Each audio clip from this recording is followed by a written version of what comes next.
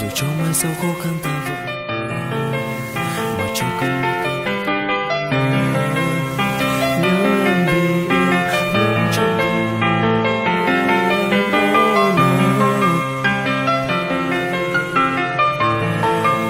oh baby loving you my baby.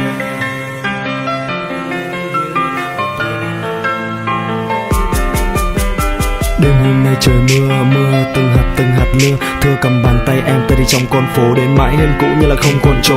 Ôm em trong tay bởi vì em ấm áp, cảm giác những ngày xa em rất khác xa em. Anh đi học chứ không đi chơi, vì vậy không bao giờ đôi tay ta buông lơi. Trời tạnh rồi mình về nhà thôi em, tắm giờ gọn gàng rồi anh hát cho em bài nhạc anh hát tôi nó không có tên, nhưng có từ đơn giản nên nó lại khó quên. Yêu em thương em cho bao giờ là đủ, thôi xong mai này rồi hai đứa lại ngủ. Kể em nghe những cảm xúc thật nhất anh có, một hôn lên má tôi như đất anh cho. Gối đầu của em chỉ là cánh tay anh, giấc mơ em mơ có những áng mây xanh mong manh long lanh. Tình của em với anh nguyện được ngày phúc của mình tới nhanh. Mơ thật đẹp anh cứ mơ thật đẹp để được đi cùng anh của cuộc sống chật hẹp, để được đến theo đường chỉ có riêng hai ta. Em ơi đừng thức giấc kể cho ngày mai xa yêu, dù cho mai sau khó khăn ta vẫn yêu, mà cho cơn mưa kia làm ta thêm nhớ em vì yêu nóng trong vì yêu em. Oh no, oh baby loving you my baby, oh baby loving you my baby, oh baby loving you, oh baby loving you my baby, my baby.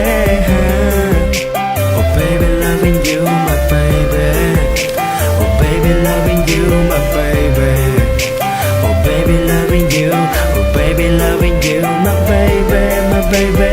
Một ngày đẹp trời nắng lên, ánh ban mai xuyên qua từng tán lá. Mở mắt ra vừa đôi vai đưa mắt nhìn ra khung cửa, thấy trời hôm nay đẹp quá. Hít một hơi thật sâu, cảm nhận điều đó thật lâu. Vội vàng với lấy chiếc điện thoại anh check inbox muốn nói với em vài câu. Em ơi em đã dậy chưa? Đêm qua em ngủ có ngon? Anh vẫn dậy nguyên hiện trường đêm qua đầy đủ đến từng vết son. Một bông hồng tặng em một ngày cho yêu thương thêm nồng. Anh là sông còn em sẽ là thuyền, mình gặp nhau tất cả đó là duyên. Yêu em vì nợ, em sẽ là vợ còn anh là chồng. Anh nhớ em trong từng giấc mộng, mở mắt ra người đầu tiên anh nghĩ là em. Cuộc đời đầu tiên cũng vẫn là em, trạng thái Facebook vẫn nói về em. Hạt mưa đêm qua còn đọng trên lá, với son đêm qua còn vương trên má. Mang tên Dota anh khắc lên đá, tâm hồn anh còn vướng ở đêm qua. Con tim anh đập lạc nhịp mỗi khi gần em, sau xuyến nhớ nhung khi rời xa em. Mơ màng ở trong giấc mộng anh gọi tên em, cả ngày đầu óc thơ thẳng chỉ vì anh quá nhớ em. Và anh gọi cảm xúc lạ đó là yêu.